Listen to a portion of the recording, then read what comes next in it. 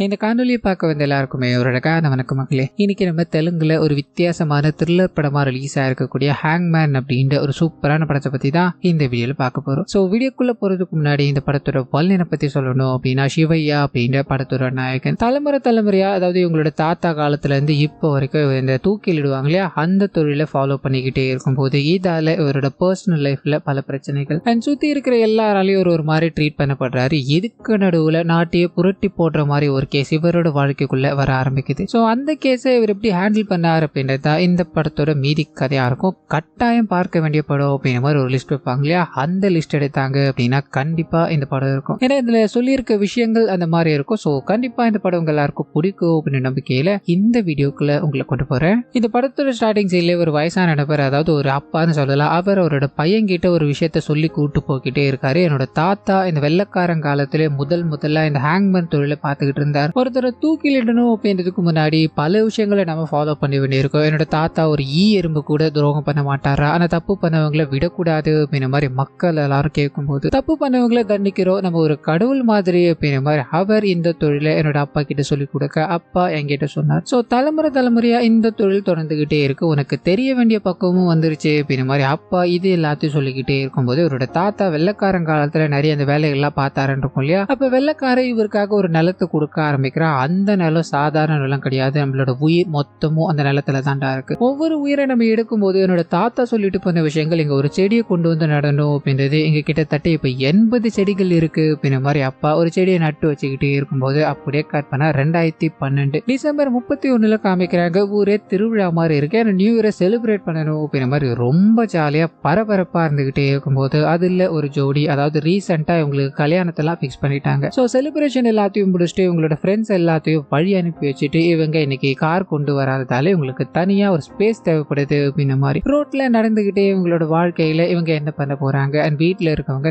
நிறைய முறை கால் பண்ணிக்கிட்டே இருக்காங்க, இந்த மாதிரி நான் அவங்க கூட தான் இருக்கேன், ஒரு பிரச்சனையும் இல்லமா, நீங்க எனக்கு கால் பண்றதை தவிர்க்கலாமே அப்படின்ற மாதிரி போனை வச்சுட்டு இவங்களுக்குள்ள நிறைய விஷயங்கள் போய்கிட்டே இருக்கு. இவங்க இங்க இருந்து இப்போ டிராவல் பண்ணி அவங்களோட இடத்துக்கு போய் ஆகணும். ஸோ இவங்க பஸ் ஸ்டாண்ட் போய் நிக்க ஆரம்பிக்கிறாங்க. ஆள் நடமாட்டம் அதிகமே இல்லாத அந்த இடத்துல கரெக்டா சிவையா அப்படின்னு ஒரு கேரக்டர் தன்னோட பையனோட அங்க வந்து நிக்கிறார். இவங்க ரெண்டு பேரையும் பாக்குறாரு, என்னமோ இவருக்கு தோணிக்கிட்டே இருக்கு போல. அந்த பொண்ணை பார்த்துக்கிட்டே இருக்கும்போது இந்த விஷயத்த அவங்க கவனிக்கிறாங்க. நீ கொஞ்சம் தள்ளி நிக்க முடியுமாடான்னு சொல்லிட்டு இவங்களோட ஃபியான்சி கிட்ட இந்த மாதிரி ஒருத்தனை பார்த்துக்கிட்டே இருக்கா, நீ ஹீரோ வாச்சு இல்லையா, அவனை போய் அடிச்சு கேட்க முடியுமான்னு கேட்க, அம்மா நான் படத்துல வர ஹீரோ மாதிரிலாம் இல்ல, அது மட்டும் இல்லாம பார்த்தாரு அப்படின்றதுக்காக போய் சண்டை போட்டேன் அப்படிமா, அழகா இருக்கேன்னு பார்த்திருப்பாரு, இது ஒரு காம்ப்ளிமெண்டா எடுத்துக்கோ அப்படின்ற மாதிரி இவங்க ரெண்டு பேரும் சிரிச்சு பேசிக்கிட்டே இருக்கும்போது கரெக்டா அங்க ஒரு ஆட்டோ வர ஆரம்பிக்குது. சிவையா அவரோட பையனை உள்ளே ஏத்திட்டு இவங்க ரெண்டு பேரையும் பார்த்துக்கிட்டே இருக்காரு. இவங்க போகலாமா வேணாமா அப்படின்னு ஒரு அந்த நபர் வேற ஒரு மாதிரி பார்த்துக்கிட்டே இருக்காரு. இதனால நம்ம இவர் கூட டிராவல் பண்ண வேணாம் அப்படின்ற மாதிரி முடிவு பண்ணிட்டு அந்த ஆட்டோவை அனுப்பி வச்சிடுறாங்க. ஸோ இவங்க மட்டும் தனிமையில நின்றுகிட்டே இருக்காங்க இல்லையா, கொஞ்ச நாள்ல நீ என்னோட மனைவியாக போற, அந்த நாட்களுக்காக நான் காத்துக்கிட்டு இருக்கேன் அப்படின்ற மாதிரி இவங்க ரெண்டு பேரும் ரொம்ப நெருக்கத்துல நின்று பேசிக்கிட்டே இருக்கும்போது அங்க ஒரு வேன் வந்து நிக்குது. உள்ள ஒரு 4-5 பேர் உட்காந்துக்கிட்டு இருக்காங்க. அம்மா பஸ் ஸ்டாண்ட் போகணுமா, ஊருக்கு போகணுமா, வந்து ஏறுங்கம்மா அப்படின்ற மாதிரி கூப்பிட்டுக்கிட்டே இருக்க இவங்க யோசிக்கிறாங்க, லேட் ஆயிடுச்சு, சரி இதுல ஏறி பயணிக்கலாம் அப்படின்ற மாதிரி இவங்களுக்குன்னு ஒரு சீட்டு பிடிச்சி இவங்க ரெண்டு பேரும் நல்லா ஜாலியா பேசிட்டு வந்துகிட்டே இருக்கும்போது அந்த வண்டியில ஒரு 4-5 பேர் உட்காந்துக்கிட்டு இருக்கேன்னு சொன்னாலியா, 4 பேருமே ஒருத்தரும் ஒரு மூலையில உட்காந்து பயங்கரமா குடிச்சுக்கிட்டே இருக்கானுங்க. இவங்க ரெண்டு பேரும் பேசிக்கிட்டே இருக்காங்க இல்லையா, அதை எல்லாத்தையும் ஓட்டு கேட்டுட்டு இவங்கள ரேக் பண்ணணும் அப்படின்ற மாதிரி நிறைய விஷயங்களை பேசிக்கிட்டே இருக்கு. இதை இந்த காதலன் தடுத்து பாக்குறாரு, உனக்கு அவ்வளவுதான் நான் மரியாதை அப்படின்ற மாதிரி லிட்டரலி அங்க இருக்க எல்லாருக்கூடயும் சண்டையே போட ஆரம்பிக்க அவனுக்கு பயங்கர போதில இருக்கானுங்க இல்லையா. இதனால இவர் கூட எதிர்த்து பேச ஆரம்பிக்கிறாங்க, கைகலப்பாக ஆரம்பிக்குது. இவங்க இங்க இருந்து இவரை கூட்டு போகணும் அப்படின்ற மாதிரி ட்ரை பண்ணிக்கிட்டே இருக்கு. இந்த வண்டியை ஓட்டிக்கிட்டு இருக்கா இல்லையா, அந்த மனுஷன் வண்டியை நிறுத்துறதா தெரியல. இதனால இவங்கள ஒரு பக்கம் அடிச்சு போட்டுட்டு அந்த காதலன் இருக்காரு, அவர் பயங்கரமான முறையில தாக்கிட்டு, நீ அவ்வளவு பெரிய ஆளாடா, அவர் உனக்கு என்ன பண்ண பாருடா அப்படின்ற மாதிரி இரும்பு பழுப்பால அவரை அந்த இடத்துல காயப்படுத்திட்டு இந்த 4-5 பேரும் அந்த லேடி கிட்ட போக ஆரம்பிக்கிறாங்க. நீ குடிச்சிருக்கியா, இந்த நேரத்துல ரொம்ப சந்தோஷமா பார்ட்டி என்ஜாய் பண்ணிருக்க போலியே, இன்னொரு பார்ட்டியை நாங்க தரவா அப்படின்ற மாதிரி 5 பேரும் கொடூரமான முறையில அந்த பொண்ணை கற்பழிக்கிறானுங்க அப்படின்றத நமக்கு காமிக்கிறாங்க. அப்படியே கற்பற அந்த பொண்ணை சாகடிச்சிட்டானுங்க, அதாவது ஓடும் பேருந்துல கற்பழிச்சு அந்த பொண்ணை சாகடிச்சிட்டானுங்க அப்படின்ற மாதிரி மீடியாக்காரங்க அண்ட் சோசியல் மீடியா அண்ட் போலீஸ்காரங்க அப்படின்ற எல்லாத்துக்குமே இந்த விஷயம் காட்டு தீ மாதிரி பரவ ஆரம்பிக்குது. இன்வெஸ்டிகேஷனை ஸ்டார்ட் பண்ண இதுல அந்த குற்றவாளிகள் 5 பேரையும் கைது பண்றாங்க. சிவியரான ஆக்ஷன் எடுத்தாகணும், அவனுங்களாம் ரோட்ல சுட்டு போடணும் அப்படின்ற மாதிரி மக்கள் கிட்ட இருந்து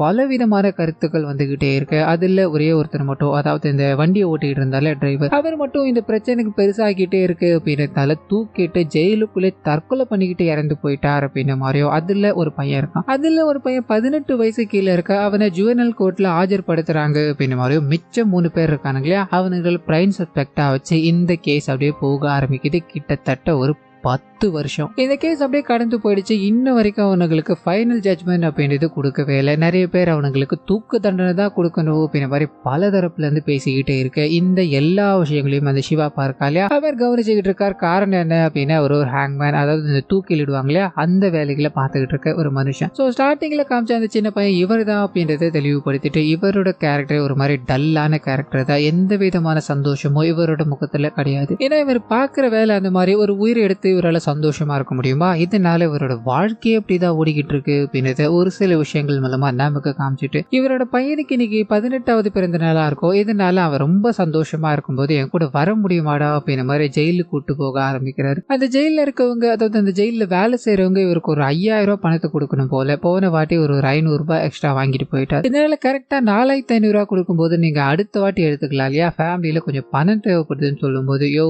நியூஸை பார்த்தியா இல்லையா, அந்த 3 பேருக்கு தூக்கு தண்டனை கிடைக்க போகுதுன்னு நினைக்கிறேன். அப்படி மட்டும் நடந்ததுன்னு வையா, ஒரு ஆளுக்கு 25,000, மொத்தம் நீ 75,000 சம்பாதிச்சு போடுவியா? வருஷத்துக்கே எவ்வளவு சம்பாதிக்க மாட்டேன். நான் எப்படி பார்த்தா நீ தான் எனக்கு ட்ரீட் வைக்கணும்னு. போன வாட்டி நடந்த மாதிரி எதுவும் அசம்பாவிதம் நடக்கக்கூடாது. இதனால எல்லாத்தையும் பக்காவா பண்ணிடுங்க அப்படின்ற மாதிரி அவருக்கு சில விஷயங்கள் எல்லாத்தையும் சொல்லி அனுப்பும்போது இவர் வீட்டுக்கு போறாரு. இவரோட பையனை கிளம்பி தயாரா இருக்கும்போது, பையன் பார்த்தீங்கன்னா பர்த்டே அப்படின்ற மாதிரி பக்கத்துல ஃப்ரெண்ட்ஸ் எல்லாரும் பார்ட்டி கேட்டிருப்பாங்க. அதுக்காக பணம் கேட்டு நின்றுகிட்டே இருக்கும்போது அம்மா பார்த்தீங்கன்னா, அப்பா கூட போகாத, அந்த வேலை அவரோட போகட்டும் அப்படின்ற மாதிரி சொல்ல, நான் என்னமா பண்ண போறேன், எனக்கு என்ன ஆசையாமா, அப்பா கூட்டு போறாரு, நான் மறுக்க முடியாது இல்லம்மா அப்படின்ற மாதிரி அப்பா சில கயிறு எல்லாத்தையும் எடுத்துக்கிட்டு இவரை கூட்டுக்கிட்டு ஆள் நடமாட்டமே இல்லாத ஒரு பெரிய பெரிய மரம், அது இடத்துல வேற எதுவுமே கிடையாது, அங்க போறாங்க. காரணம் என்ன அப்படின்னா, இவங்க இந்த தூக்கில் எடுறதுக்கு முன்னாடி கரெக்டா அந்த விஷயங்கள் எல்லாத்தையும் பண்ணி ஆகணும். வலி கொடுக்காம ஒருத்தரை சாகடிச்சாகணும். அதுக்கு என்ன மாதிரி எல்லாம் பண்ணணும் அப்படின்ற மாதிரி இவரோட அப்பா இவர்கிட்ட சொல்லி கொடுத்துட்டு போயிருக்காரு. அந்த விஷயங்கள் எல்லாத்தையுமே இவங்களோட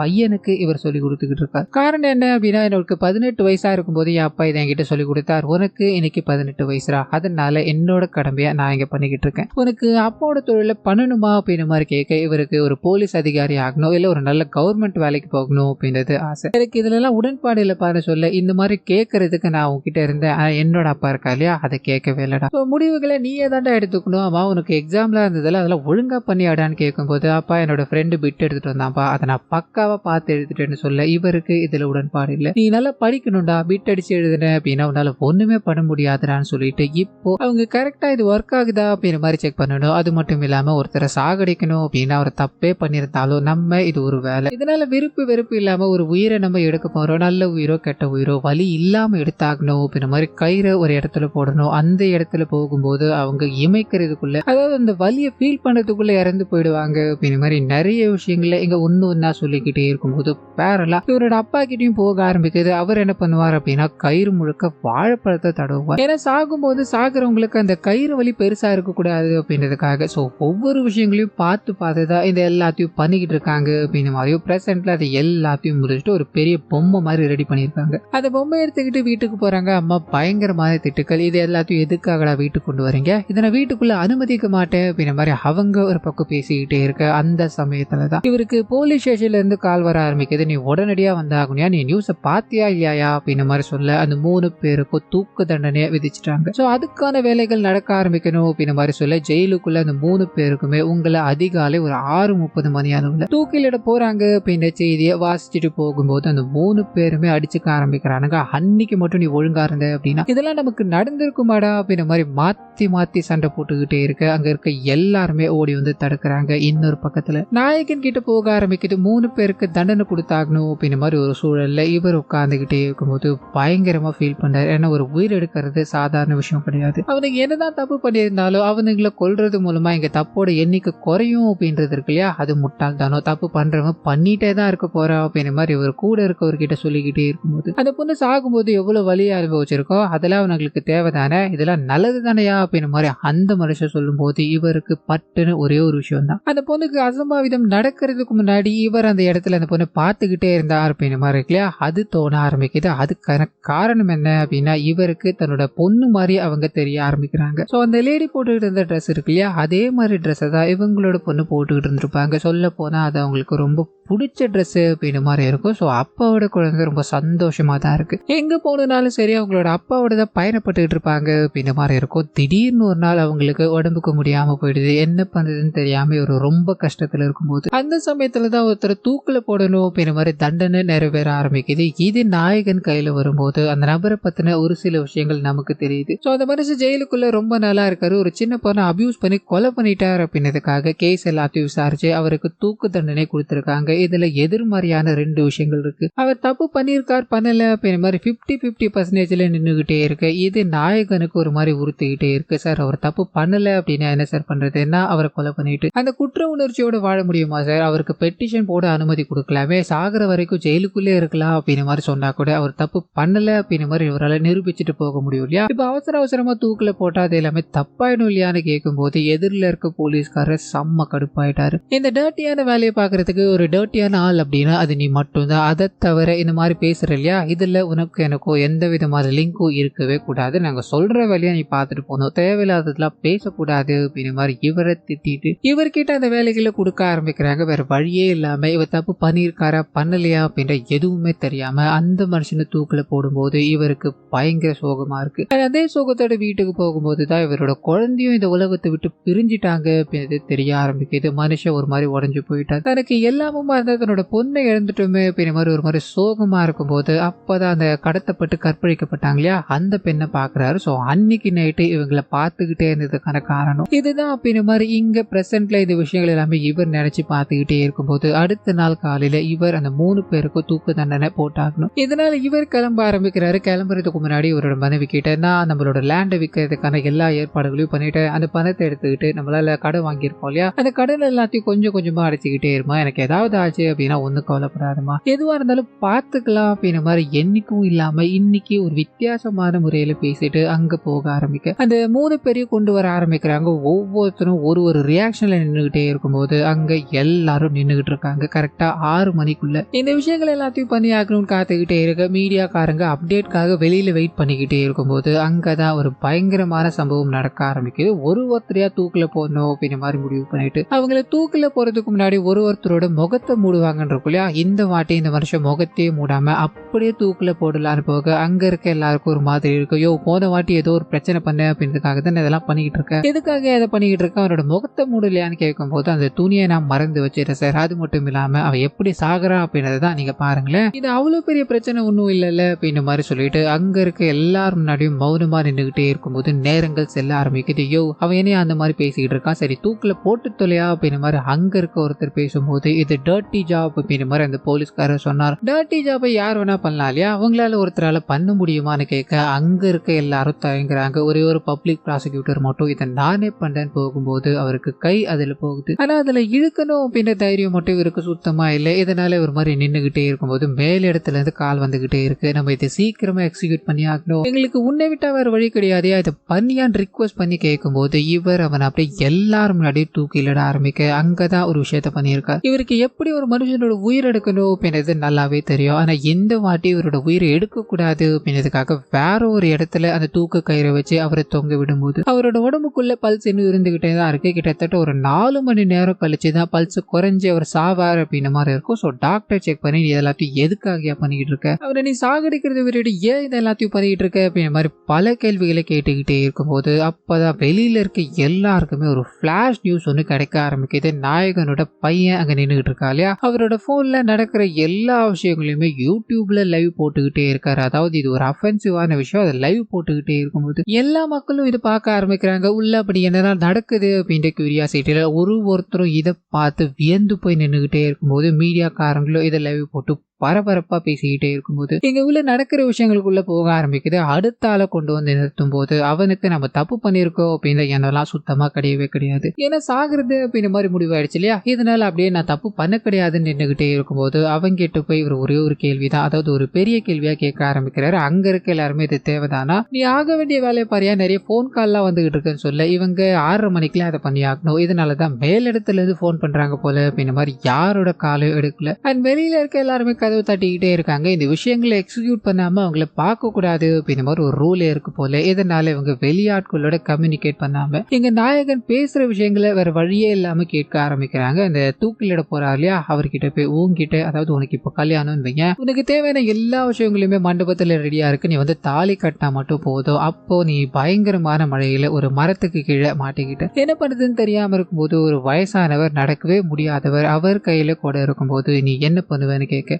அந்த கொடையை போய் கேட்பாரு சொல்ல, அந்த கொடையை அவர் தர மறுத்துட்டா நான் அவர்கிட்ட காசு கொடுத்து வாங்குவேன்னு சொல்ல, காசு கொடுத்தோ அவர் தரலன்னா நான் 2 பேரும் இங்கிருந்து போலாமான்னு கேட்பேன்னு சொல்ல, இதுக்கும் நாயகன் சரி 2 பேருக்கும் அவர் சம்மதிக்கல, நான் வேற என்ன பண்ணுவேன்னு கேட்க, நான் அந்த கொடையை இல்லாம நடந்து போவேன்னு சொல்ல இவர் யோசிச்சுக்கிட்டு அந்த ட்ரிகர் எடுத்து விடுவாங்க இல்லையா, அங்க போறாரு. இது எல்லாமே கரெக்டே தான். ஆனா அன்னைக்கு அந்த பொண்ணு அவளோட கொடையோட நின்றுகிட்டே இருக்கும்போது நீ எதுக்காக கொடையை பிடிங்கிட்டு போற அப்படின்ற அந்த பொண்ணோட வலியை உணர்த்தணுன்றதுக்காக அந்த இடத்துல இவனை தூக்கிலிடும் போது இந்த விஷயங்கள் எல்லாமே லைவா மக்கள் பார்த்துக்கிட்டு தான் இருக்காங்க. ஸோ ஒருத்தரும் ஒரு மனநிலைமையில உட்காந்துக்கிட்டே இருக்கும்போது இங்க 3வது ஆளை கூட்டு வர ஆரம்பிக்கிறாங்க. இந்த மனுஷன் பயந்து நடுங்க ஆரம்பிக்கிறார். ஸோ முதல்ல வந்தவருக்கு எந்த விதமான எமோஷனும் கிடையாது, 2வது வந்தவருக்கு இது தப்பே கிடையாது அப்படின்ற மாதிரியும், 3வது வந்த மனுஷனுக்கு பயங்கரமா, அதாவது தப்ப உணர்ந்துட்டு எங்க கில்ட்டால ஃபீல் பண்ணிக்கிட்டே இருக்கார். சார் அன்னைக்கு நான் அவனுக்கு எல்லாரும் தடுத்து விட்டுக்கு தான் சார் இருந்தேன், அன்னைக்கு நான் எவ்வளவோ சொல்லியோ கேட்கவே இல்லை சார், இப்ப இந்த நிலைமைக்கு நான் வந்து நிக்கிறேன், நான் எதுவுமே பண்ண கிடையாது சார், அந்த பொருள் ஒண்ணுமே பண்ண கிடையாது சார், என்னை விட்டுடுங்க சார் கதறி அழுதுகிட்டே இருக்கும்போது